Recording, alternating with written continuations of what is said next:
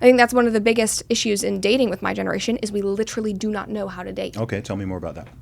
I've told the story a couple of times recently, and I had not thought about it in ages until somebody like sat down and asked me about it.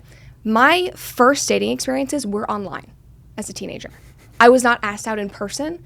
So my now husband and then one other guy asked me out in person. Okay. Everything else was, I was on Hinge. Easy picking, fellas. Yeah. Get your street game up. Exactly. Go up It's like to these it's girls so in real rare. life. Yeah. It was like Snapchat and Instagram DMs, and even if I met somebody in person, like we might connect in real life the first time, all move online. Flirting. Yeah, exactly. There was nothing in person, and that wasn't just during COVID. It was before COVID. And then I had a boyfriend during COVID, like a college boyfriend, met him online. Even in Greek life, I was in Greek life for a whopping 1 year. I went out with a couple of guys that I met through my sorority, but I met them all online through my sorority, like in Greek life group chats and that kind of thing. And it's so weird. And so I was sitting with this and I was thinking about it, and I was like, we have not been trained how to flirt in real life. Like everybody, when you read articles about dating in the modern era, or you see people making videos about their struggles, it's like, well, he isn't texting me back and he texts in a weird way. Do you think this is cold, or do you think this is him being flirty? Like everything is now changed to all of the social cues are online, where they used to be in person, and we're not even getting asked out in person. Mm-hmm. And obviously part of that is that many men are afraid that, they'll get Me Too'd if they ask women out in person. I think that's a bit of a cope, I think so as well. I think it's a bit of a cope. And even though there are women out there, that are terrible and that will do that, I think a lot of that goes back to the same idea that we weren't trained how to do it because men don't know how to ask out women in person. They don't know how to approach and then how to know the social cues of, yes, she's interested. Okay, no, maybe she's not. Let me walk away and not be creepy. Because it's like, I've been followed around even before people knew who I was. I was like followed around Home Depot by a guy. Like, could I ask, could I get your number? And like not understanding that I was saying no. And I was like, okay, that's what we're saying. That is creepy. But just you coming up to me, that's not weird. We just all have to learn these social cues, which via being online for so many years and then COVID being locked in our homes, we've lost all ability to do that. I think a lot of older people have lost it, and younger people were never trained from the get-go. Yes. So we're all just screwed.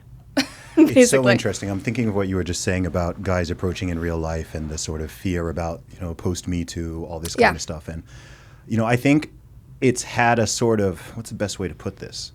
Kind of like a disproportionate impact. Mm-hmm. Because I would imagine that the guys who need to worry about the sort of Me Too type situations just don't care, right? Like they'll just kind of do whatever and approach however anyway. And they don't care about the social cues. The sort of normal guys, which is the majority, who wouldn't come off in a sort of nasty, creepy way, or who already would know not to follow a woman around a store like that. They're now just like, ooh, they're more they've been put off. Impacted by this whole, all the numbers that say women, will Me Too you if you do. Yeah, it's very, and it's difficult for both men and women because I empathize with men for that because it's very scary. And already asking a woman out, regardless, it's so hard. Women don't know how women massively underestimate that as well. Yes, it's like, just ask me out. It's not like, because women don't need to approach. So. No, but I do think that women these days do need to, or at least what I've been telling my female followers. Indicator of interest. Yes. Be open. Yes. At least it's like you can't be on your phone like here I am, hunched over like this, and then complain that guys aren't approaching you. Yeah. It's like, again, the social cues. Understand. If there's any, look, I'll give it straight to it. If there's any young women who are genuinely confused about this, because people lie to women all the time, but I'll tell the truth here. If you're interested in a guy and you give him a somewhat obvious hint that you're interested, if he is interested and has a shred of confidence, he will recognize that and act on it. So that's all. But you do need to give the indicator of interest. And it can be as simple as looking. It can be as simple as the way that you hold yourself and the way that you smile. And women are always so weird about that. Like, don't tell me to smile. No. Please smile. Please. Yeah. Number one, you do look prettier. Number two, that is an indication to men that you are interested, that you are open, that you are available. It's flirting. Yeah. I mean, that basically is making the first move, and women will often be like, I don't want to make the first move. You have to. Yeah. You have to give that indication. Most men will initiate if Giving a signal. Yes. There has to be a signal. Yeah. There are guys like if a guy's like a pickup artist style, or he's got like extreme confidence, then he may approach He like won't completely cold Yep. with no indicator of interest. But typically there needs to be an indicator because it's funny. Women, I know everyone always talks about like how women are scared of men, and I understand that, like physically, Yep. and men can be dangerous and so on. I understand that. But they underestimate how intimidated the average man is by how intimidated the average man is by women.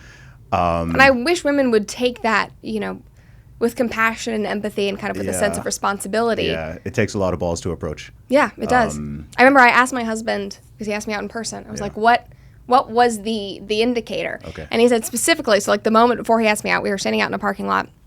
And it was cold, and I didn't have a sweater on. And we had been standing out in front of my car, like behind my car, for, I don't know, 10 minutes at this point, and it was freezing.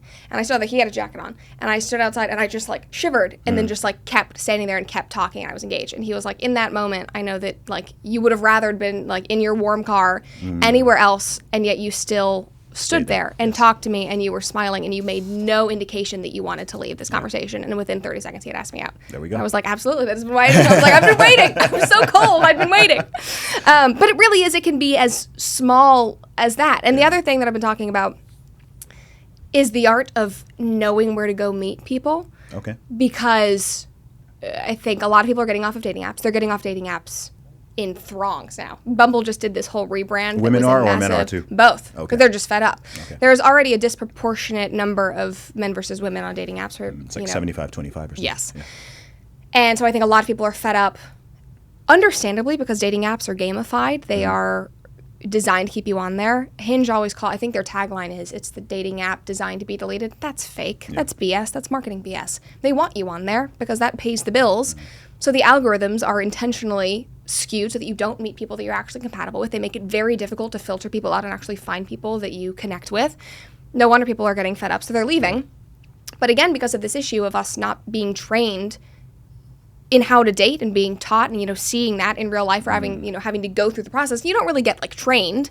I mean, your parents can kind of, like, talk you through things. But just having those experiences, again, like, if I were me and I were not married and I didn't have the mother that I did and all of my dating experiences were online, I definitely would be a total fish out of water in the dating scene. Because I had never done anything. I had never, again, been asked out. How do I even respond? How do I get a guy to ask me out? You just don't even know because, again, everything has been digital.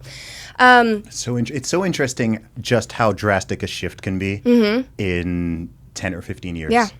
It's wild. So I think because of that, now that they're getting off dating apps, it's like, okay, we've put all that aside. We know that that's not healthy. We know that that's not working. So then where do we go? There's all of these series of people documenting it on social media. Like day one of trying to find a boyfriend, not on social media and not on a dating app. They will they physically document themselves going to places and like sitting at coffee shops and being like, do I see guys?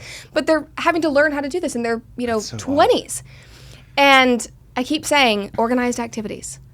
Like go places repeatedly, I think is the best advice that I can give. Even if it's like you go to the same neighborhood bar every single week at the same time, see who else is there, see who else, if there's a cute girl that lives in your neighborhood, or join a volleyball league or a soccer rec league where you are engaging with people and you are in the same group every single week. And I think for people who are not comfortable with dating and don't know how to do this, it just gets you comfortable with the opposite sex. You're like engaging with women, you're engaging with men.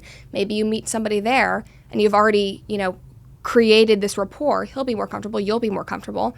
That is a much easier playing field to ask somebody out. But I think the most important thing is literally just being comfortable being in an environment with the opposite sex without the express intent of dating. It's like we don't even do that. It's so wild. Gosh, when I was 18, dating apps didn't exist then. But if you'd used online dating, which did exist, there were online dating websites, like you were a dork.